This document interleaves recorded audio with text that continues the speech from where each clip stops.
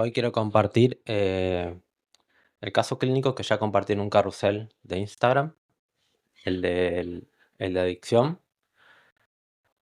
porque bueno, como sabéis, uno de los detonantes de la DPDR puede ser también la adicción. Y em, principalmente los principales detonantes son la ansiedad, el trauma y el consumo de sustancias. Compartí uno de la infancia que ya narré, y ahora quiero compartir el de adicciones. ¿Y por qué quiero compartirlo en formato podcast o video podcast?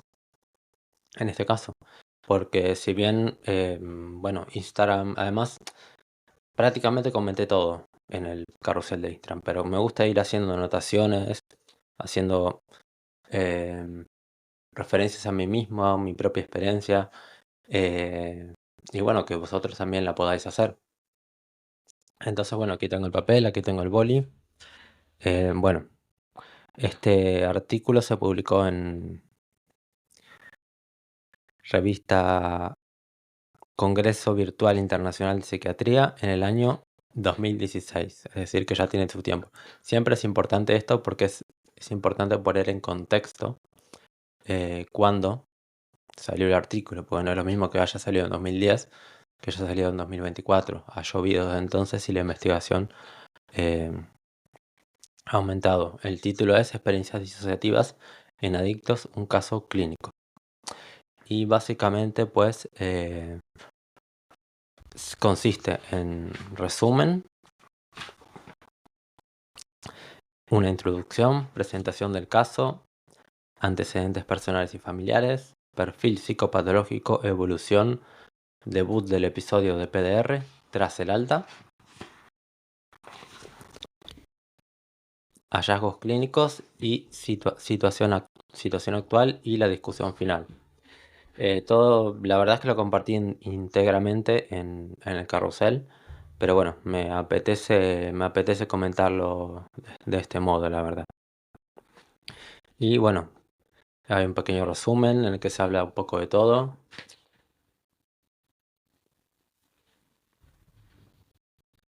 Y lo tenemos, a ver, aquí está. Bueno, básicamente comienza el artículo diciendo que el síndrome, así se le llama en la CIE 11, bueno, en la CIE de la Organización Mundial de la Salud, se le llama síndrome de despersonalización de realización, de PDR.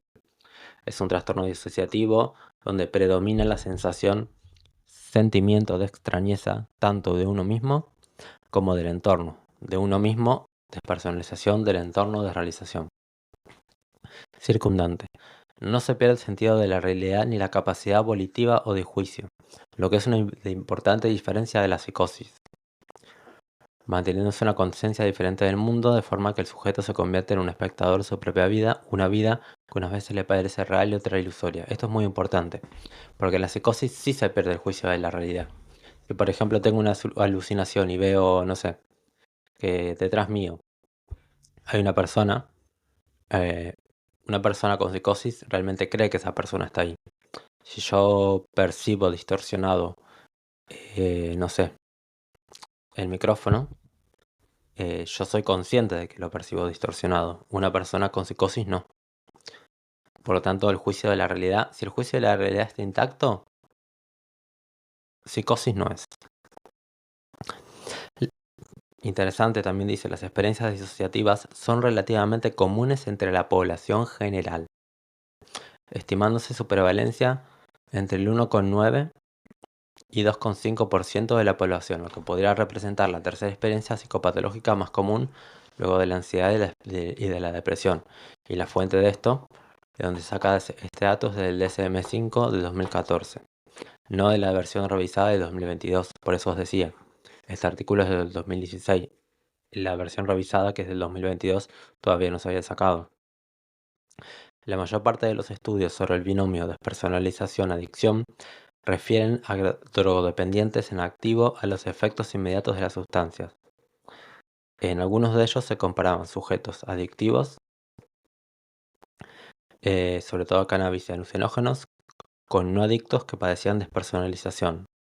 Ambos grupos presentaron un curso y deterioro análogo con tendencias suicidas y una respuesta limitada al tratamiento, es decir, débil. Un estudio similar comparaba pacientes con trastorno de despersonalización inducido por consumo de drogas y pacientes con despersonalización simple, no encontrando diferencias clínicas significativas respecto al trastorno. Voy a poner el portátil a cargar porque se va a quedar sin batería. Bueno, yo soy muy informal con esto. A mí yo no edito nada, sé cómo salga.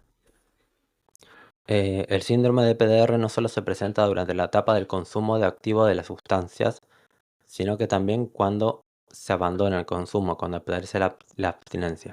El fenómeno es extensible tanto a drogas como psicofármacos y otros comportamientos adictivos comportamentales, como puede ser, por ejemplo, la ludopatía o el consumo de pornografía. Bueno, muchas de estas ideas son citadas por autores.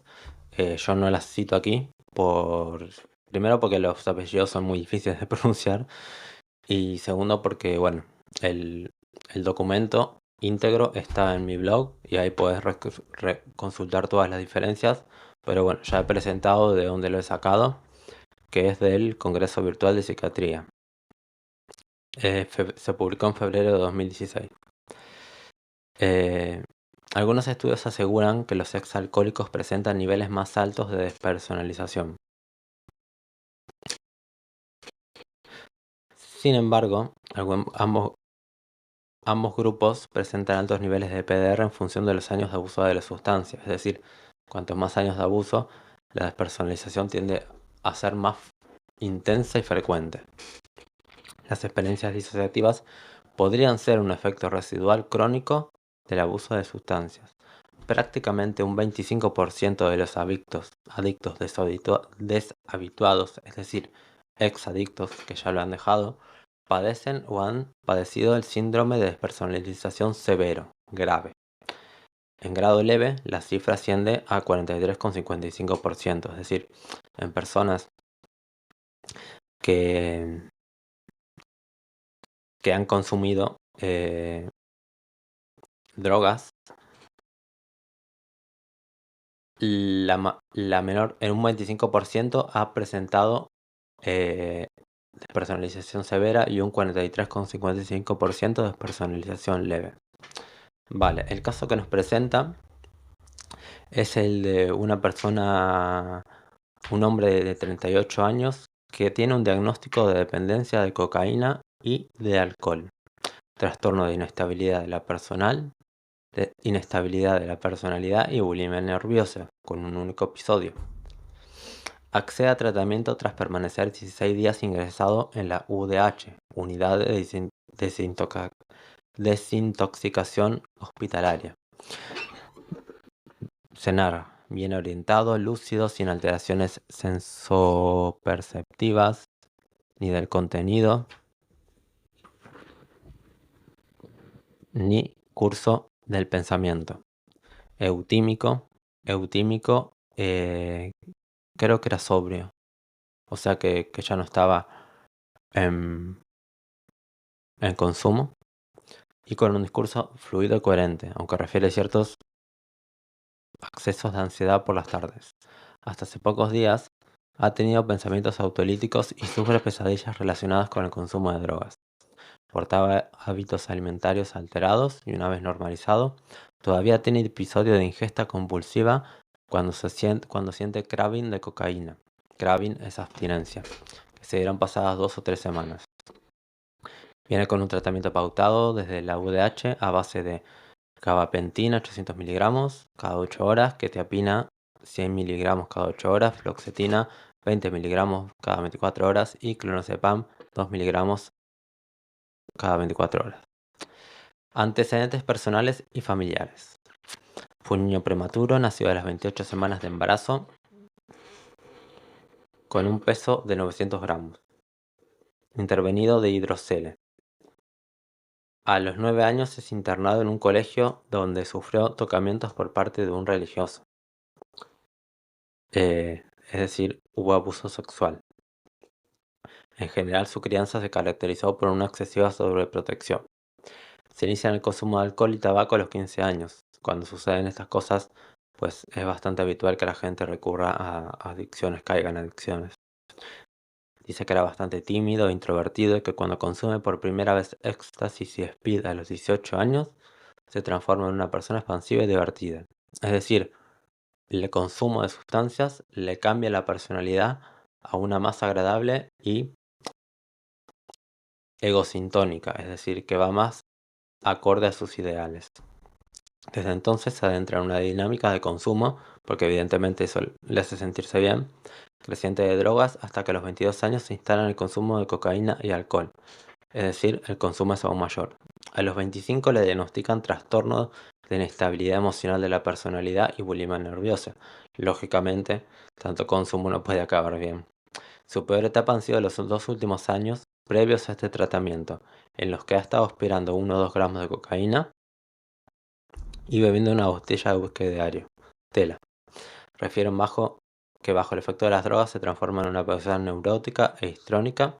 Histrónica es histeria y neurótica es inestable emocionalmente, con dificultades para manejar la impulsividad y frecuentes estados de ansiedad. No constan antecedentes adictivos ni psicopatológicos en su familia. No hay historial psicopatológico en su familia. Vale. Perfil psicopatológico. Posee excelentes habilidades sociales y capacidad relacional, además de un buen nivel cognitivo que le condujo en su día al éxito sociolaboral, pese a lo cual experimenta sentimientos de desvaloración, a pesar de que le fue bien en el ámbito sociolaboral, tiene sentimientos de inutilidad. Y un locus de control externo, que fue convenido a lo largo del programa hasta hacerse interno. Es decir, locus de control externo es que los demás controlan nuestro comportamiento, básicamente a modo general. Y locus de control interno es que nosotros controlamos nuestro propio comportamiento, a modo general. Es más extenso, pero para que tengáis una idea. Presenta don de gentes, embaucador, afable, gustándole ser el centro de atención y buscando refuerzo y aprobación de los demás.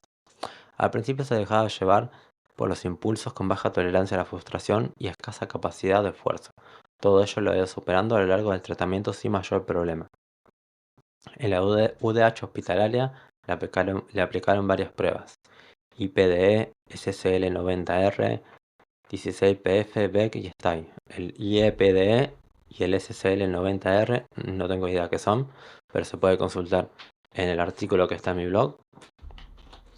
El 16PF es el 16 Personality Factor, mide rasgos de personalidad. BEC es el inventario de BEC para medir depresión y el STAI es para medir la ansiedad. Ansiedad, ¿cómo era? Bueno, había 2 tipos de ansiedad, ahora no me acuerdo. Creo que era la ansiedad rasgo y ansiedad no sé qué, pero mide ansiedad. Destacando la impulsividad con rasgos histriónicos, histéricos, ausencia de depresión y comportamiento imprevisible, desapegado, pese a lo cual es bien aceptado entre los demás por su jovialidad. La exploración psicométrica intracentro no aporta resultados relevantes. Se le aplicó una batería de 25 pruebas, algunas de ellas reiteradas veces. Es decir que la evaluación psicométrica realmente no aportó demasiado, los tests. ¿Cómo fue su evolución? A lo largo de todo el programa mantuvo un nivel elevado de motivación e implicación en el tratamiento, sin límites temporales, concienciado para madurar psicológicamente y firme en renuncia al consumo de todo tipo de sustancias adictivas, muy importante. Estaba comprometido. A lo largo del programa se va encontrando estable a nivel afectivo emocional, liberado de las manifestaciones psicopatológicas que portaba el ingreso, adquiriendo una rutina del sueño reparadora, algo que es esencial, la higiene del sueño, habiendo remitido las pesadillas sobre el consumo de droga, algo que es una buena evolución, lo que incidió favorablemente en sus niveles de vitalidad y estabilidad humoral, mostrándose ágil y certero a la hora de detectar y compartir sus tribulaciones y fluctuaciones anímico-afectivas, mostrándose capaz de buscar soluciones alternativas al consumo. Evolucionaba bien. En su ciclo terapéutico final, experimentó una adecuada adaptación a la vida abstinente tal y como se aprecia la búsqueda de nuevas vías de desarrollo profesional, generalizando los recursos adquiridos durante el tratamiento a situaciones prácticas de la vida diaria, habiendo superado a sí mismos sus antiguas dificultades de autocontrol, explosiones de ira, ánimo inestable y voluble, mejorando su autoconcepto. Sin embargo, no ha podido suprimir el tratamiento farmacológico. Cuando lo ha intentado, la respuesta ha sido negativa: ansiedad, angustia, bloqueo mental, melancolía y tono vital bajo, así como para dificultades para iniciar y mantener el sueño. Es decir, a rasgos generales se puede decir que el problema adictivo estaba solucionado con el hándicap de que no puede retirar la medicación. Vamos al asunto. Debut del episodio de despersonalización de realización tras el alta. Transcurridos 3 años sin consumir drogas, limpio, lleva una vida absolutamente normalizada y acudiendo regularmente a revisiones de seguimiento post-terapéutico, hasta que en la última sesión verbalizó sufrir sintomatología difusa depresivógena.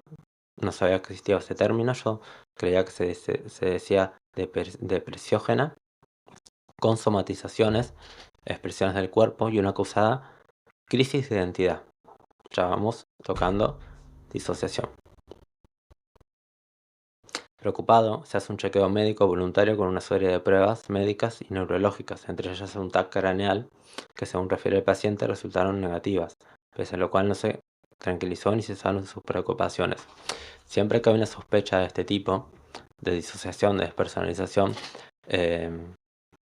parte del protocolo es descartar una causa orgánica, y ya sea el psicólogo no puede derivar, pero el médico de cabecera o el psiquiatra tienen que derivar a neurología para ver que no haya nada que pueda estar explicando. Como por ejemplo la epilepsia puede generar despersonalización, como vimos en el caso del caso clínico infantil, que realmente no lo explicaba. Pero el niño tenía epilepsia rolándica y despersonalización. La despersonalización no tenía nada que ver con la epilepsia, pero se estudió porque existe relación entre la epilepsia del lóbulo frontal especialmente y la despersonalización. A pesar de que el TAC le salió bien, no se le fueron las preocupaciones. El profesional que supervisaba su seguimiento interpretó el cuadro como un síndrome reactivo de adaptación a su nuevo entorno, es decir, lo interpretó como que se estaba acostumbrando a su nuevo entorno y de ahí le venían esta serie de incomodidades. Pero el proceso no venía de ahora, ni siquiera de hace algunos meses. En realidad lo llevaba arrastrando desde casi el comienzo del tratamiento, de forma más o menos larvada, aunque al paciente le costara trabajo identificarlo y filiarlo, tipificarlo adecuadamente, tal y como suele ocurrir en la mayoría de sujetos con procesos análogos. Y esto es algo que a todos nos ha pasado. Somos muchos los que llevamos años con esta sintomatología, pero no conseguimos identificarlo, ponerlo en palabras, tipificarlo, y eso hace que nos demos cuenta después de pasados X años que vivimos con un trastorno de despersonalización. A esta persona le pasó lo mismo. El ajetreo del propio tratamiento con necesidad de mantener la atención terapéutica y el hecho de ir a remolque de una dinámica de convivencia nueva había dejado en un falso segundo plano un proceso que ahora emergía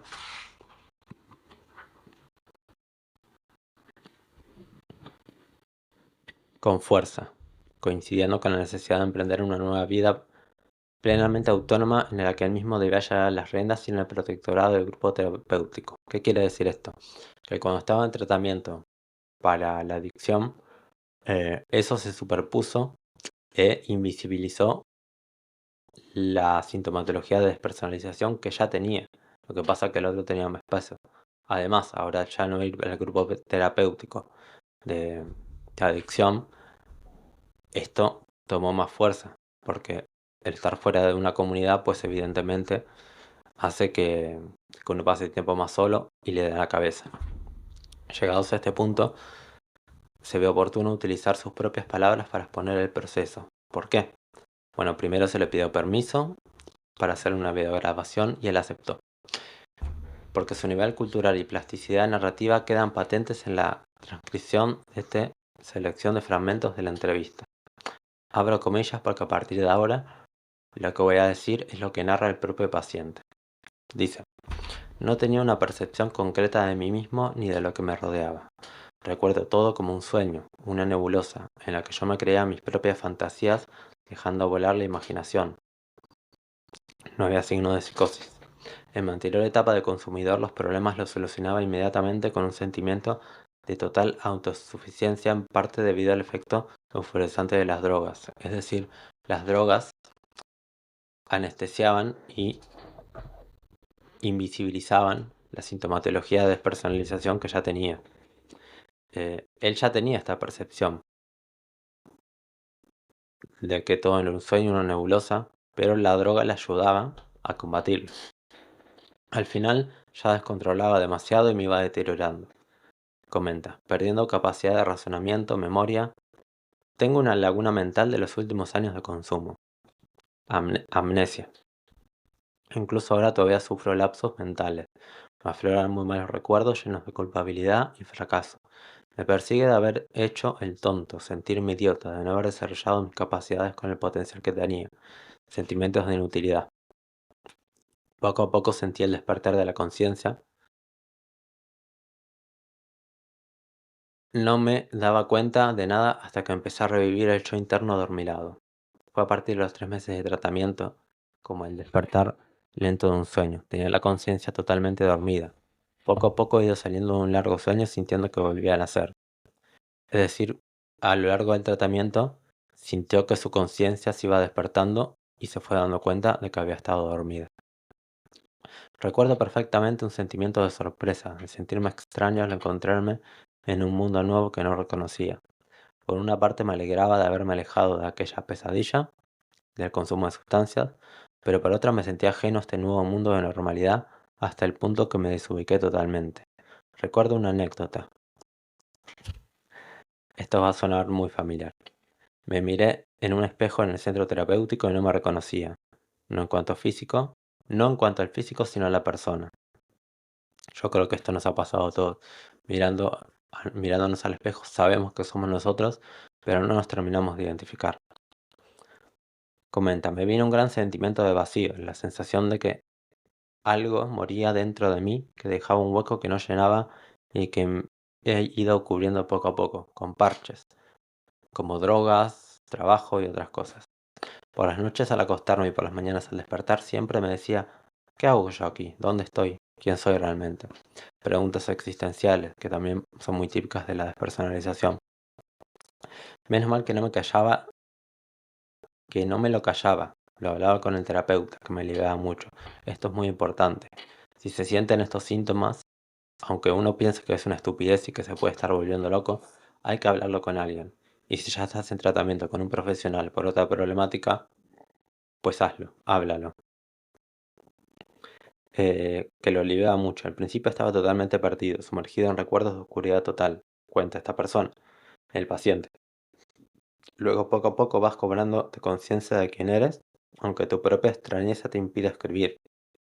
Y esto yo me siento muy identificado porque muchas veces cuando yo escribía sentía, ahora ya no tanto, pero antes cuando escribía sentía que la persona que escribía y los eventos que narraba pertenecían a dos personas distintas.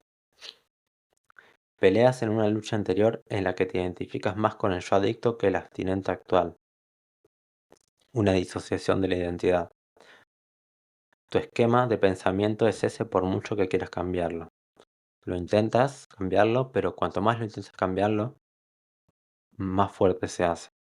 Todavía hoy oigo una conversación sobre drogas y escucho con atención selectiva, como si ese fuera mi mundo, aunque en realidad no lo recuerdo, pero lo tengo interiorizado. Es decir, su identidad se basó en el consumo de drogas, y cuando lo dejó, pues hubo una separación, una disociación entre lo que él consideraba que era su identidad, que era consumo de drogas, y su situación actual, a la que tenía que adaptarse.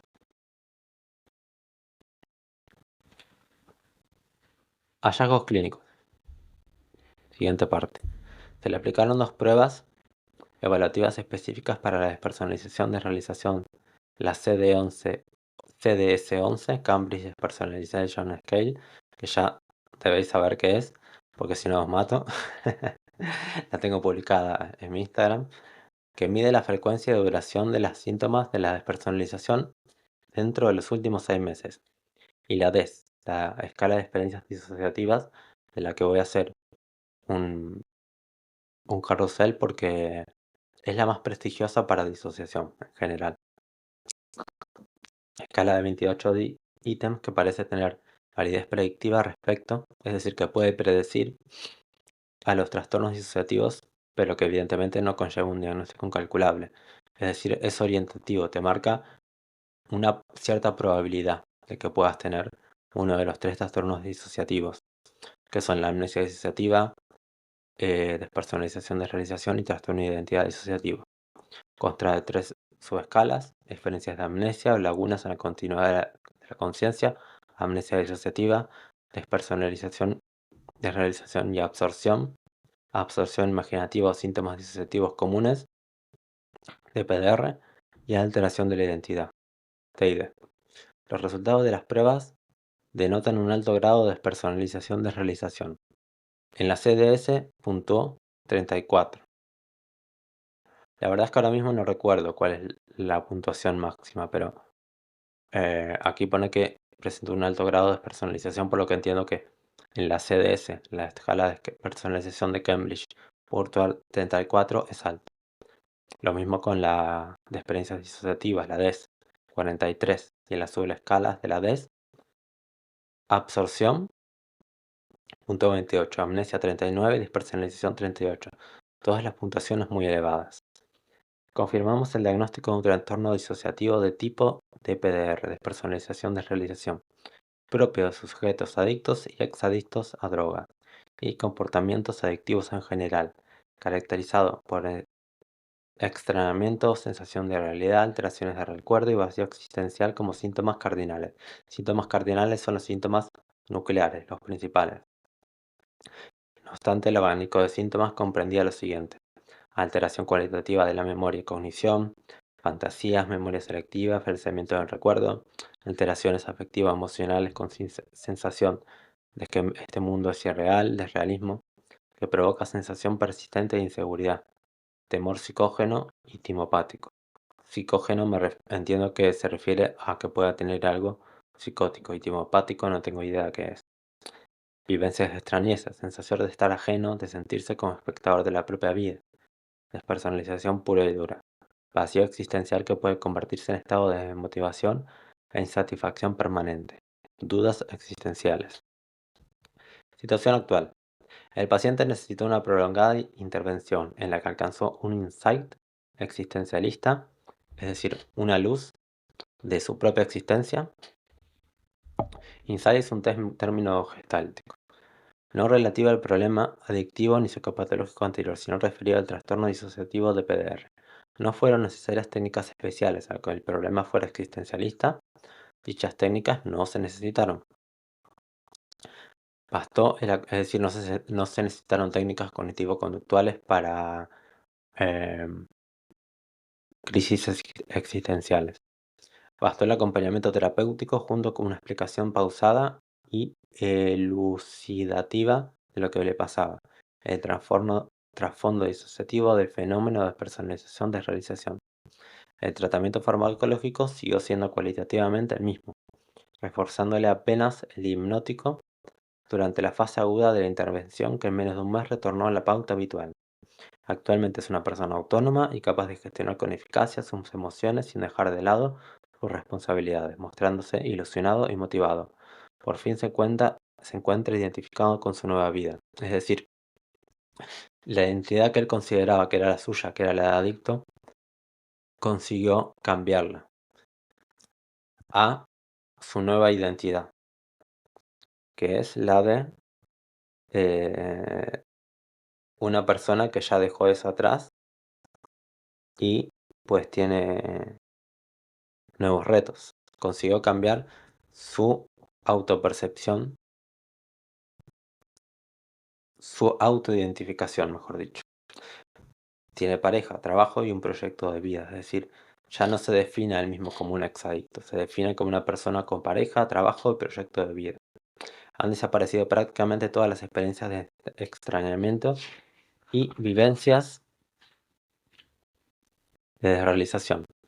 Tomas citalopram, entiendo que es un antidepresivo, 20 miligramos una vez al día por la mañana, y lormetazepam, 1 miligramo al acostarse, que es, tengo entendido que es un antipsicótico y es para dormir como la quetiapina. Acabamos, discusión.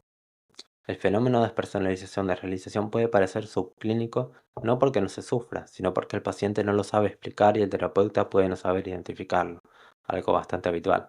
En consecuencia, el fenómeno sorprende tanto